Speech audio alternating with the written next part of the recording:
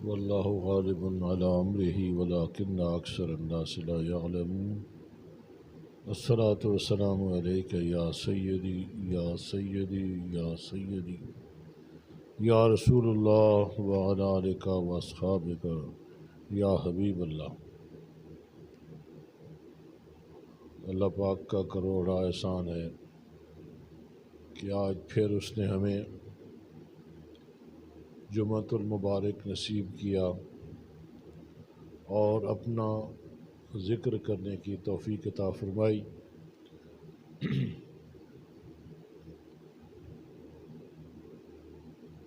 اللہ پاک فرماتا ہے کہ مجھے کثرت سے یاد کرو،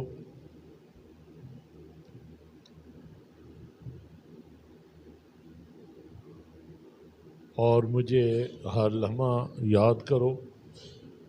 چلتے پھرتے اٹھتے بیٹھتے ہر وقت میرا ذکر کرو مجھے۔ اور پھر فرمایا کہ ہر چیز سے کٹ کے، ہر چیز سے جدا ہو کے میں رب کے نام کا ذکر کرو۔ اور پھر فرمایا تم میرا ذکر کرو میں تمہارے چرچے کر دوں گا۔ اور سب سے بڑی بات یہ ہے کہ الا بذکر اللہ تطمئن القلوب، کہ خبردار جان لو، ہوشیار ہو جاؤ۔ یہ وارننگ ہے کہ سکون جو ہے وہ صرف اللہ پاک کے ذکر میں ہے۔ تو ذکر کرنا ہمارے لیے لازم ہے کہ ذکر ہی وہ سیڑھی ہے جس سے قرب الہی نصیب ہوتا ہے، اور جس سے محبت ہوتی ہے اسے ہی یاد کیا جاتا ہے۔ تو اللہ پاک نے جو ذکر کی تلقین فرمائی ہے وہ اسی لیے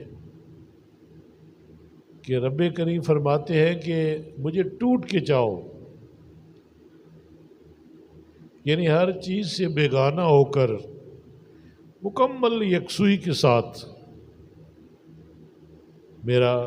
مجھے چاہو، میرا ذکر کرو، میرے نام کا ذکر کرو۔ اور اللہ پاک کا نام ہے اللہ، اس میں ذات اللہ، باقی نام صفاتی ہے۔ یہ ایک نام وہ ہے جس میں تمام صفاتی ناموں کی تاثیر جمع ہو گئی ہے، اور وہ ہے اسم ذات یعنی اللہ۔ تو ہم نقشبندیوں کا بنیادی سبق ہی اسم ذات ہے اللہ، ہر وقت اللہ اللہ کرنا۔ میرے دوستو، ذکر کرنے سے ہمارے باطن کی صفائی ہوتی ہے، ہمارے دل کی میل کچیل دور ہوتی ہے، ذکر سے دل کا زنگ اترتا ہے، ذکر سے آپ کا قلب جو ہے، آپ کا دل جو ہے وہ چمک اٹھتا ہے، اور ذکر سے آپ کے رویے بدلتے ہیں، اور آپ کی سوچ اور فکر بدلتی ہے۔ کیونکہ یہ نشانی ہے کہ جب کوئی ذکر کرتا ہے تو یاد رکھیے کہ ذکر مرشد سے آتا ہے، شیخ کامل سے آتا ہے، استاد سے آتا ہے، جو آپ کو ذکر القا کرتا ہے، جو آپ کے اندر یہ ذکر کی بوٹی لگاتا ہے، پھر اس کو اپنی توجہ سے اس کو وتر دیتا ہے، اس کو پانی ملتا ہے۔ الف الا چمبیدی بوٹی من میرے وچ مرشد لائی ہو، تے نفی اسبات دا پانی ملیا ہر رگے ہر جائی ہو، اندر بوٹی مشک مچایا جہاں پھلن تے آئی ہو، تے شالا جیوے مرشد کامل جیں بوٹی لائی ہو۔ تو یہ ذکر تو نماز بھی ذکر ہے، قرآن بھی ذکر ہے، نفل بھی ذکر ہے، اللہ کو یاد کر سب کچھ وہ ذکر ہے۔ لیکن جو ذکر یہاں پہ اولیاء کرام جو ذکر کا نام لیتے ہیں، وہ ذکر وہ ہے جس کو ہم سلوک کہتے ہیں، اور یہ سلوک جو ہے مرشد کامل اپنی صحبت میں لا کر اپنے مرید کو اپنی توجہ سے یہ ذکر جو ہے اس کو توانا کرتا ہے، اس کو مضبوط کرتا ہے۔ ابھی یہ ٹو وے ٹریفک ہے کہ مرید کو طالب مولا ہونا ضروری ہے، نیتاً وہ بندہ خالص ہو، خالصتاً اپنے رب کی رضا اور محبت کا طالب ہو، یہ پہلی شرط ہے۔ جب طلب کھوٹی ہو، ناقص ہو، نیت درست نہ ہو تو ظاہر ہے پھر وہ بات نہیں بنتی، وہ چیز نہیں ملتی۔ تو پہلا سٹیپ، پہلی سیڑھی، پہلی اینٹ وہ یہی ہے کہ اپنا طلب میں مرید صادق ہو، سچا ہو، اور شوق، وافر شوق رکھتا ہو ذکر کا، اور پھر یقین کے ساتھ آگے بڑھے اور مرشد کی صحبت کو اپنے اوپر لازم کر لے، جسے رابطہ شیخ کہتے ہیں، وہ اپنے اوپر لازم کر لے۔ خاص طور پہ جب مرید کے ابتدائی احوال ہوتے ہیں، جب اس کا ذکر ابھی جوان نہیں ہوتا، تو اس پہ بے شمار حملے ہوتے ہیں، شیطانی حملے ہوتے ہیں، دنیا سے گمراہ کرتی ہے، نفس سے گمراہ کرتا ہے، اپنے پرائے سارے اسے اس راستے سے ہٹانے کی بھرپور کوشش کرتے ہیں۔ یہی وہ ٹائم ہوتا ہے جب اس کو استقامت کا مظاہرہ کرتے ہوئے مرید کو اپنے مرشد کے ساتھ جڑ کے رہنا چاہیے۔ تو اگر وہ دور ہوگا تو پھر وہ اس کو ثمرات نہیں ملیں گے، وہ توجہ نہیں ملے گی، تو وہ وتر بھی نہیں ملے گا جس سے وہ توانا رہے یا صحت مند رہے یا روحانی طور پہ تر و تازہ رہے۔ جب ذکر ابتدائی احوال میں ہے تو اس پہ اثرات باہر سے بھی ہوتے ہیں، غفلت پڑ جاتی ہے۔ اگر غافلین کی محفل میں جا کر بیٹھتا ہے، غافلوں کی صحبت میں جا کر بیٹھتا ہے، بد عقیدہ کی صحبت میں جا کر بیٹھتا ہے، تو پھر بھی اس پہ اثرات جو ہیں وہ پڑتے ہیں اور جو اس کے ذکر کو کمزور کر دیتے ہیں۔ تو اس لیے جو شیخ کامل ہیں وہ اپنے مریدوں کو یہ تلقین کرتے ہیں کہ جب وہ ذکر لے لیتے ہیں تو پھر وہ بتاتے ہیں کہ اپنے ذکر کرنے والوں کی سنگت اختیار کرو، ان کی صحبت میں رہو، اور غافلین کی صحبت سے بچنے کی تلقین کرتے ہیں، کیونکہ اس کا اثر جلدی ہو جاتا ہے۔ جب ذکر جمع ہو جاتا ہے، جب مرید قائم ہو جاتا ہے ذکر پہ اور اس پہ ہمیشگی اختیار کرتا ہے، تو پھر مسئلہ اور ہو جاتا ہے۔ پھر یہ مسئلہ نہیں رہتا کہ وہ اس پہ جو بد اثرات ہیں وہ پھر اس کا کچھ نہیں بگاڑ سکتے جب وہ قائم ہو جاتا ہے ذکر پہ، بلکہ جب وہ قائم ہو جائے اور اس کے ثمرات سمیٹ لے ذکر کے، تو وہ دوسروں کو متاثر کرتا ہے۔ جب غافل اس کی صحبت میں آ کر بیٹھتا ہے، اس کی سنگت اختیار کرتا ہے، تو وہ بھی ذاکر ہو جاتا ہے۔ لیکن اگر ذکر کمزور ہے، ابتدائی سٹیجز پہ ہے، تو اس وقت تلقین کرتے ہیں مرشد کامل، پیر طریقت، شیخ طریقت، یہ تلقین کرتے ہیں کہ جو غافل ہیں ان کی صحبت سے بچو، ان کے قریب نہ جاؤ۔ تو میرے دوستو، یہ آزمودہ یہ عمل ہے، ہم نے خود کر کے دیکھا ہے کہ ایک مرتبہ میں سفر کر رہا تھا، میں بس میں سفر کے لیے بس میں بیٹھا، ٹکٹ لیا، تو میں نے ایبٹ آباد سے لاہور جانا تھا، تو وہاں پہ اندر ٹی وی لگا ہوا تھا اور وہاں پہ فلم چل رہی تھی، تو میں نے بے خیالی میں اس فلم کی طرف متوجہ ہو گیا، تو تھوڑی سی دیر کے بعد مجھے متلی سی ہونے لگی، گھبراہٹ سی طاری ہوئی، اور جیسے مجھے قے آتی ہو، تو میں بس سے باہر نکلا کہ شاید تازہ ہوا لگے اور میری طبیعت سنبھل جائے، تو میں بس سے نکل کر باہر چلا گیا، تو کچھ دیر کے بعد میری طبیعت سنبھل گئی، پھر میں واپس آ کر اپنی سیٹ پہ بیٹھا، ابھی ٹائم تھا بس کے چلنے میں، جب دوبارہ بیٹھا پھر میری نظر پڑی فلم پہ، تو پھر وہی کیفیت بن گئی، وہی حالت پھر طاری ہو گئی، گھبراہٹ شروع ہو گئی، اور وہ قے جیسے آتی ہو مجھے، پھر میں گیا نیچے گیا اور میری طبیعت سنبھل گئی۔ جب میں تیسری دفعہ آ کر بیٹھا تو پھر میرے ذہن میں یہ بات گئی کہ اصل مسئلہ تو اور ہے، یہ جو سامنے فلم چل رہی ہے اصل مسئلہ تو یہ ہے کہ اب الحمدللہ میرا ذکر اس مقام پہ تھا کہ جہاں میں یہ بےہودگی نہیں دیکھ سکتا تھا، میرا دل یہ قبول نہیں کر رہا تھا، میرے باطن نے یہ قبول نہیں کیا،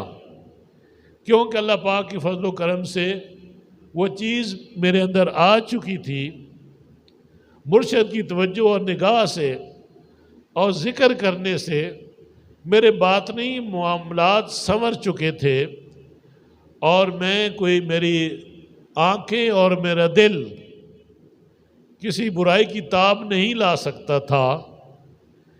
تو سوچ آئی کہ یہ تو وجہ یہ فلم ہے، تو میں گیا اس کے پاس، ٹکٹ دینے والے کے پاس، میں نے کہا میاں یہ ٹکٹ اپنا واپس لو، میں کسی اور کو دے دو، میں اس بس میں سفر نہیں کر سکتا۔ ٹکٹ اس کو دے کر میں دوسری بس دیکھی جس میں ٹی وی نہیں تھا، میں اس میں جا کر ٹکٹ لے کر اس میں بیٹھ گیا، تو مجھے کچھ بھی نہیں ہوا، میری طبیعت ٹھیک ٹھاک رہی۔ تو یہ وہ چیزیں ہیں، اور اس بے شمار ایسے واقعات اس دوران ہمیں پیش آئے جب میرے ذکر ابھی ابتدائی سٹیجز میں تھا، اور پھر جب ذکر آگے بڑھا، ذکر جوان ہوا، تو پھر معاملات اور ہو گئے۔ تو یہ ایک سارا جو معاملہ ہے، یہ اس سے انسان گزرتا ہے،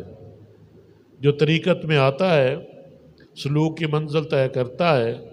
تو اس کے احوال وقت کے ساتھ ساتھ بدلتے رہتے ہیں، اور اگر وہ ذکر پہ قائم اور دائم رہے اور مرشد کی نگاہ میں رہے، بڑی بات یہ ہے کہ مرشد کی نگاہ سے نہ گرے، یاد رکھو کہ مرشد کی نگاہ اور محبت اور توجہ، مجدد پاک فرماتے ہیں کہ اگر آدمی ذکر سے غافل ہو جائے یا کوئی اس کے معاملات غلط ہو جائیں تو اتنی پریشانی کی بات نہیں جتنی کہ اگر مرشد کی محبت میں کمی آ جائے، یہ جو ہے یہ بڑی خطرناک بات ہے، اس سے سارا معاملہ ٹھپ ہو سکتا ہے، گول ہو جاتا ہے۔ تو گویا یہ ضروری امر ہے کہ شیخ طریقت سے اپنی محبت، اپنی وابستگی اور ان کے ساتھ جو کمٹمنٹ ہے، جو ان کے ہاتھ میں ہاتھ دیا ہے، ان کو جو اپنا مرشد مانا ہے، اس پہ قائم اور دائم رہے، اور مکمل یقین کے ساتھ کہ مجھے جو کچھ ملے گا اس در سے ملے گا، اس کا یقین کامل ہونا چاہیے، اور پھر ذکر کرتا رہے اور خرافاتوں سے بچتا رہے، صغائر اور کبائر ان سے بچتا رہے، تو اللہ پاک کے فضل و کرم سے اس کی منزل نزدیک ہو جاتی ہے، اور وہ طریقت میں آگے بڑھتا ہے، سلوک اس کا بخیر و خوبی انجام کو پہنچتا ہے، اور وہ ایک دن خود شیخ کامل بن جاتا ہے اور مسند مشیخیت پہ بیٹھ کے لوگوں کو ہدایت دیتا ہے، انہیں توجہ کرتا ہے، اور یہ سلسلہ یوں آگے جاری ہوتا ہے۔ لیکن بات یہ ہے کہ اس سے رویے بدلتے ہیں، اور رویوں کا انحصار سوچ اور فکر پہ ہے، اور سوچ اور فکر کا انحصار سلوک پہ، ذکر پہ ہے، اور ذکر مرشد سے ہے۔ یہ چین ہے، اس کا خیال رکھنا پڑتا ہے۔ تو جب وہ ذکر کر کے ذکر پہ جب قائم ہوتا ہے تو اس کے معاملات بدل جاتے ہیں۔ میں عموماً دو باتیں کرتا ہوتا ہوں، معمولات اور معاملات۔ جب وہ اپنے معمولات درست کر لیتا ہے اور اپنے ذکر اذکار پہ قائم اور دائم ہو جاتا ہے، مضبوطی سے قائم ہو جاتا ہے، تو اس کے معاملات بدل جاتے ہیں۔ اس کے معاملات کیا ہوتے ہیں؟ معاشرے میں رہتا ہے، اس کے رویے بدل جاتے ہیں، اس کے طور طریقے بدل جاتے ہیں۔ دوسروں سے جو معاملات کرتا ہے وہ احسن طریقے سے کرتا ہے، وہ شریعت کی روز سے کرتا ہے، اور کبھی کسی کو نہ دھوکہ دے سکتا ہے، نہ جھوٹ بول سکتا ہے، نہ وعدہ خلافی کر سکتا ہے، نہ کسی کے ساتھ بے انصافی یا کسی پہ ظلم کر سکتا ہے۔ بلکہ یوں میں کہوں اس کا جو نچوڑ ہے کہ گویا برائی سے اسے گھن آتی ہے، اسے نفرت ہو جاتی ہے، اور نیکی سے اس کو محبت ہو جاتی ہے۔ تو وہ نیکی کے معاملات میں آگے بڑھتا ہے، رفتار سرعت کے ساتھ، تیزی کے ساتھ آگے بڑھتا ہے۔ لیکن جب اسے برائی درپیش ہو تو وہ چکنا ہو جاتا ہے، اور اس سے ہر ممکن بچنے کی کوشش کرتا ہے۔ لیکن اگر غلطی ہو جائے، جو کہ بتقاضۂ بشریت غلطی کا احتمال رہتا ہے، گناہ کرنے کا عمل کا اس میں ہے، اور یہ چیز اس میں رہتی ہے، تو اگر ہو جائے غلطی تو پھر توبہ کا دروازہ، جلدی توبہ کرے، توبہ میں پھر دیر نہ کرے، جلدی توبہ کرے رب سے، اور پھر وہ عمل دوبارہ نہ کرے، اس سے بچے۔ تو یوں جو ہے وہ ایک ایسی سوچ کا حامل ہو جاتا ہے، ایسے رویے کا حامل ہو جاتا ہے، جو کہ ایک باکردار مومن کی صورت پہ سامنے آتا ہے، اور مخلوق خدا بھی اس کو بھی وہ ریکگنائز کر لیتی ہے، اس کو مخلوق کو بھی پہچان ہو جاتی ہے، وہ بھی جان جاتی ہے کہ یہ بندہ جو ہے یہ نیک ہے، یہ اچھے خصائل کا مالک ہے، اچھے کردار کا مالک ہے، اور اس میں خوف خدا ہے، اس میں محبت مصطفیٰ ہے، اور یہ اتباع رسول میں آگے نکلا ہوا ہے۔ تو گویا لوگوں کے پاس سے بھی اس کو ایک سند مل جاتی ہے، لوگ اس کو اچھی نظروں سے دیکھتے ہیں، لوگ اس سے پیار کرتے ہیں۔ یہ چیز بھی لوگوں کے دلوں میں میرا رب ڈال دیتا ہے کہ جب رب کسی سے محبت کرتا ہے تو فرشتوں کو بتاتا ہے کہ گواہ رہو میں فلاں فلاں سے محبت کرتا ہوں۔ تو فرشتے فرماتے ہیں یا اللہ اگر آپ محبت کرتے ہو تو ہم بھی اس شخص سے محبت کرتے ہیں۔ اور پھر جب فرشتے محبت کرتے ہیں تو پھر اللہ پاک مخلوق کے دلوں میں بھی ڈال دیتا ہے کہ یہ بندہ جو ہے یہ میرا بندہ ہے، اس سے محبت کرو۔ پھر مخلوق بھی اس سے محبت کرتی ہے، یوں اس کا دنیا میں رہ کر ایک باعزت مقام اس کو ملتا ہے۔ لیکن اس سے معاملہ سے آگے ہے کہ یہ ذکر و فکر کی لائن، یہ روحانیت، یہ طریقت، یہ تصوف کی لائن، یہ کہاں تک جاتی ہے؟ مقصود تو محبت الہیہ اور قرب الہیہ ہے۔ ہر وہ کام کرنا چاہیے جو میرے رب کو پسند ہے اور جو رب نے کرنے کو کہا ہے اور جو میرے پیارے نبی نے بھی حکم دیا ہے وہ کام کرنے کا وہ کرنا چاہیے، اور جس سے روکا گیا ہے اس سے رک جائے اور صاحب تقویٰ ہو جائے، خوف خدا اس کے دل میں آ جائے۔ ایک اور بات یہاں پہ میں عرض کر دوں کہ جس میں محبت الہیہ ہوگی اسی میں خوف خدا ہوگا، اور جس میں خوف خدا ہوگا اسی کے پاس محبت الہی ہوگی، اور اس میں جو جتنا بڑا ہوا ہوگا، اگر وہ خوف میں بہت زیادہ بڑا ہوا ہے تو وہ تقوی میں بڑا ہوا ہے، جو تقوی میں بڑا ہوا ہے وہ میرے رب کا کہ بہت زیادہ قریب ہے، رب کی قربت اس کو مکمل حاصل ہے۔ تو اسی لیے جو محبت بھی کرتا ہے، جتنی محبت میں بڑا ہوا ہوگا اپنے رب سے، رب کی اطاعت میں، اتنا ہی وہ خوف خدا بھی اتنا ہی زیادہ اس کے پاس ہوگا۔ یہ بات نوٹ کرنے کی ہے۔ اور پھر یاد رکھو، بعض ذکر کرنے والے ذکر تو کرتے ہیں لیکن ایک جگہ جا کر وہ رک جاتے ہیں، اور پھر وہ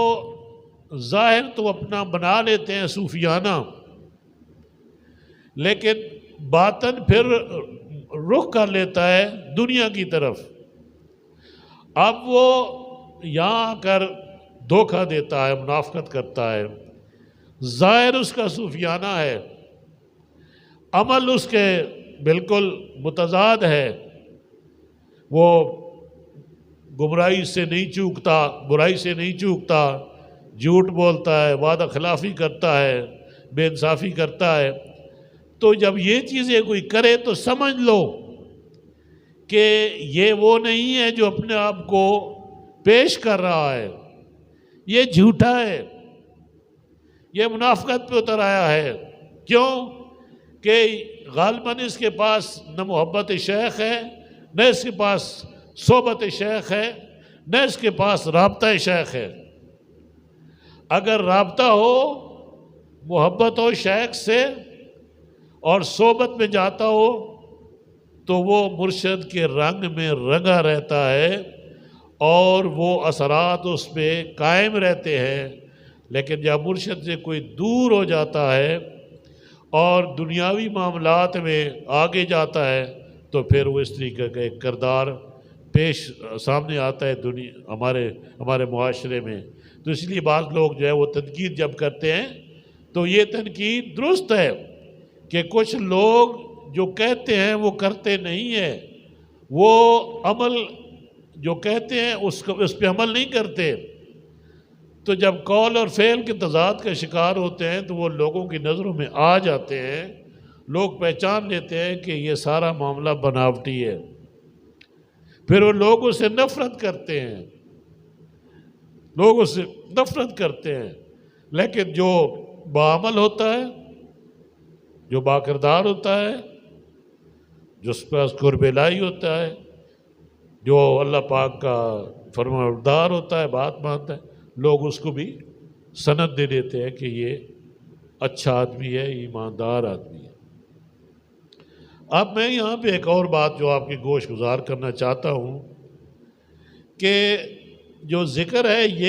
یہ مسلسل عمل ہے، اور یہ تبدیلی کے لیے تاکہ ہماری باطنی تبدیلی واقع ہو اور ہم آگے جہاں ہمیں قرب الہی ملتا ہے، جہاں اللہ پاک کی اطاعت میں ہم آگے بڑھتے ہیں، تو وہاں ہمیں ایک اور جو کام ہمارے سپرد کر دیا گیا ہے وہ ہے کہ ہم نے نیکی کا حکم دینا ہے اور برائی سے روکنا ہے۔ اب اگر برائی ہو رہی ہو اور ایک ذکر والا بندہ اسے آنکھیں بند کر لے برائی کی طرف سے یا خاموشی اختیار کر لے تو اسے کیا کہتے ہیں؟ یہ گونگا شیطان ہے۔ کیا ہے؟ یہ گونگا شیطان ہے۔ تو بات یہاں پہ ختم نہیں ہوتی، اصل میں بات یہاں سے شروع ہوتی ہے آگے، کہ جب آپ ذکر کے ذریعے ذکر پہ قائم ہو جاتے ہو، اس پہ ہمیشگی اختیار کر لیتے ہو، نیکی کی طرف بڑھتے ہو، برائی سے نفرت کرتے ہو، تو اب آپ کو معاشرے میں باہر نکلنا ہے، کیونکہ اب آپ وہ تلوار ہو جو تیار ہوئی ہے، جس پہ کام کیا گیا ہے، اب اس کو نیام میں نہیں رکھنا، اس سے کام لینا ہے۔ یہ صورتحال ہو جاتی ہے مسلمان کی، پھر اسے برائی کے خلاف آگے بڑھنا ہے اور نیکی کا حکم دینا ہے۔ یہاں پہ بھی لوگ جو ہے پھر وہ دوغلے پن کا شکار ہو جاتے ہیں۔ کچھ لوگ نیکی کرنے کو تو کہتے ہیں، لیکن برائی کو روکنے کا ارادہ نہیں رکھتے، اتنی جرأت نہیں رکھتے کہ برائی کو برائی کہیں اور برے کو برائی سے روکیں، وہ یہ استعداد نہیں رکھتے، تو گویا وہ بھی آ کر یہاں اپنا معاملہ کمپرومائز کر دیتے ہیں، اور وہاں ان کی وہ جو بننا تھا وہ نہیں بن پائے ہیں۔ کیونکہ مقصود یہ ہے کہ جب آپ کی سوچ اور فکر تبدیل ہو گئی ہے، جب آپ کو اللہ پاک کا آپ پہ کرم ہو گیا ہے، آپ کے رویے بدل چکے ہیں، تو پھر آپ کو ایک مجاہد بن کر معاشرے میں کام کرنا ہے، دین کو تخت پہ لانے کے لیے کام کرنا ہے، شریعت کا نفاذ کرنا ہے اپنے اوپر پہلے، اور پھر دوسروں کو شریعت کی بات تب کرنی ہے۔ میری بات سمجھ رہے ہیں کہ یہ چیز یاد رکھو کہ پھر امر بالمعروف و نہی عن المنکر کا مطلب یہی ہے، اگر دین پہ مشکل وقت آئے یا کوئی حملہ آور ہو، دشمنان دین و ملت، کافر، زندیق، یہود و نصارہ، ہنود، جب آپ کے دین پہ حملہ آور ہوئے یا رسول اللہ کی عظمت پہ وار کریں، ناموس پہ وار کریں، تو پھر کیا کرنا چاہیے؟ پھر مسجدوں میں، مدرسوں میں اور خانقاہوں میں نہیں بیٹھنا چاہیے، پھر اپنا حق ادا کرنا چاہیے۔ اب جس کا کھاتے ہو پھر اس کا حق ادا کرو، جس کے نام کا کھاتے ہو، جس کے نام کے ٹکڑے کھاتے ہو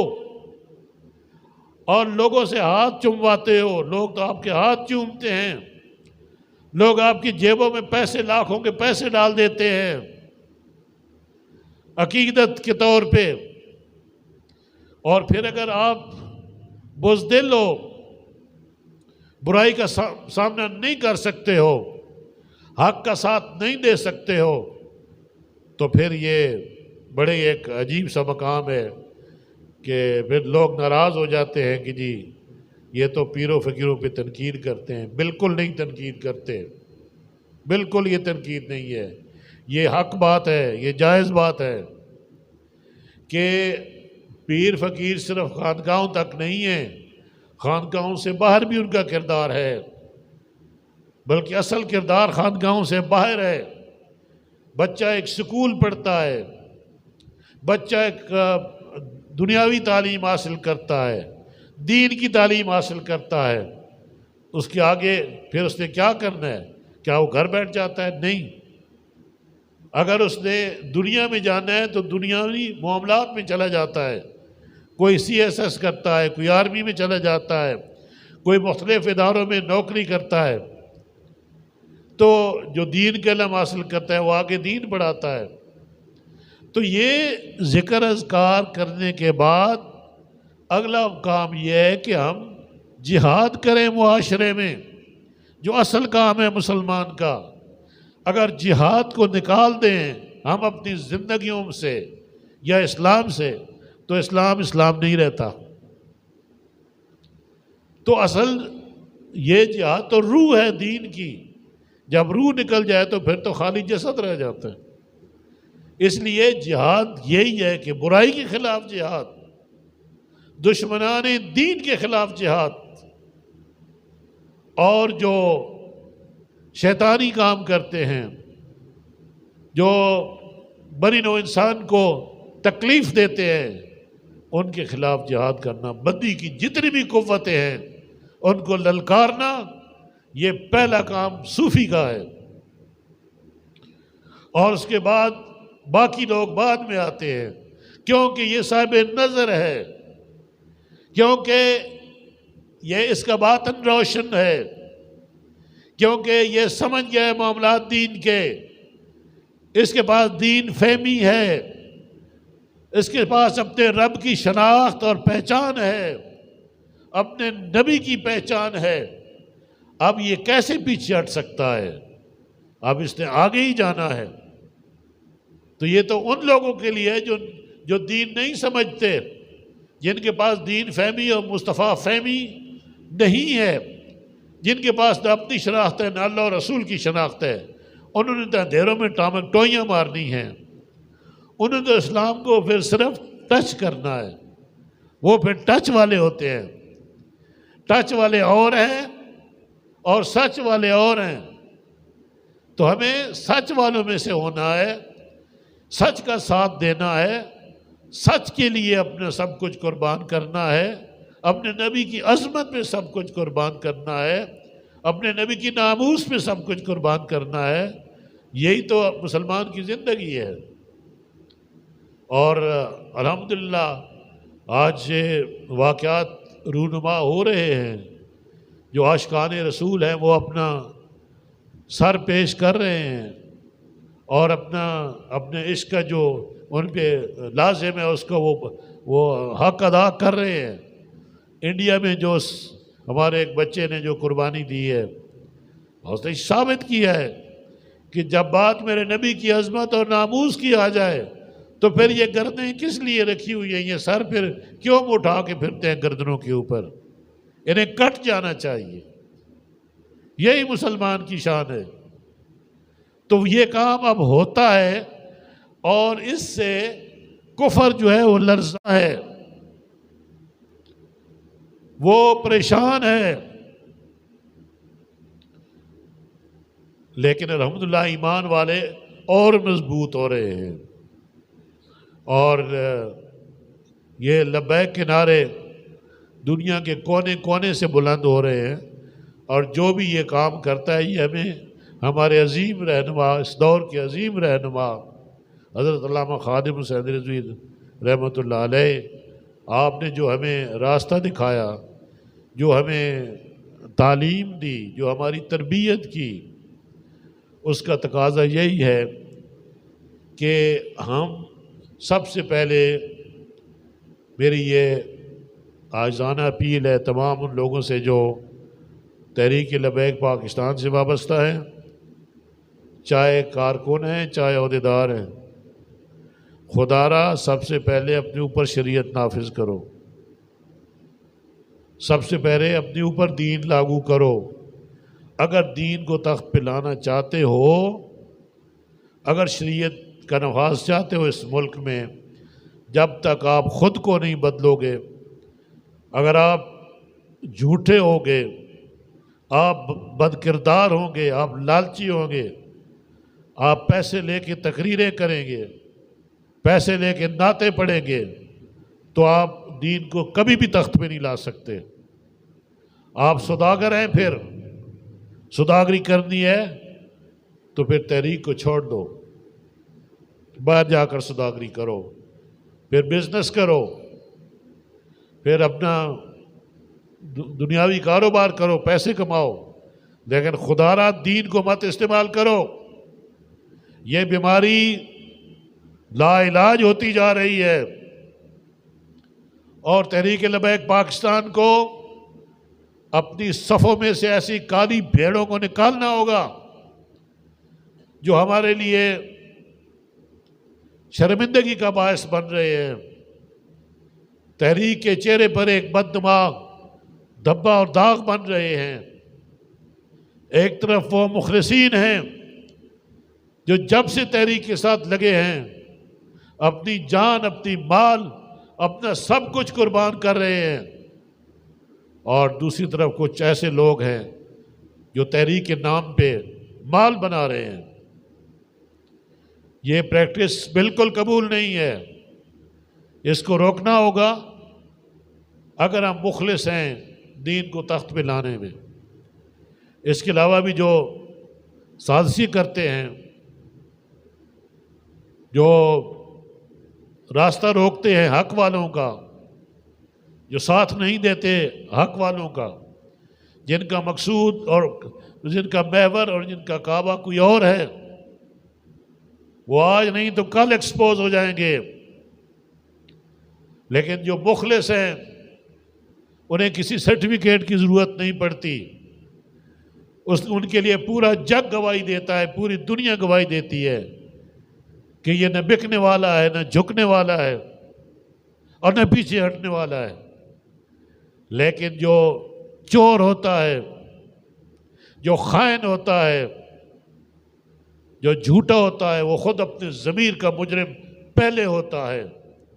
اور بعد میں پھر وہ تحریک کا مجرم بنتا ہے۔ اس لیے لازم ہے کہ ہم اپنی صفوں کو پاک کریں، کیونکہ عظیم مقصد کے لیے عظیم لوگ چاہیے۔ مقصد چھوٹا نہیں ہے، پوری دنیا کو چیلنج ہے، پوری دنیا کفر کو چیلنج ہے۔ ملک کے اندر بھی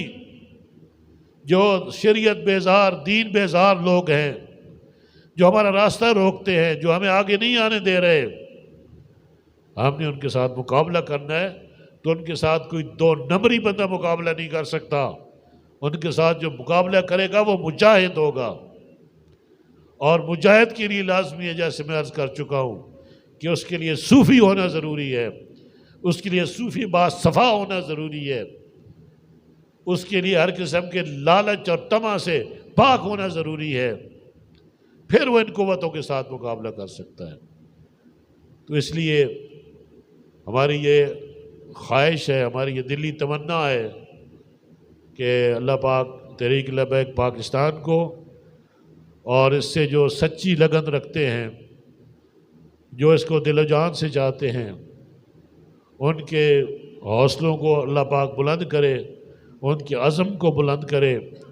اللہ پاک ان کی حفاظت فرمائے اور ہمیں درست فیصلے کرنے کی توفیق عطا فرمائے۔ اللہ پاک ہمارا حامی و ناصر ہو۔ وما علینا الا البلاغ۔ زندہ آباد، زندہ آباد،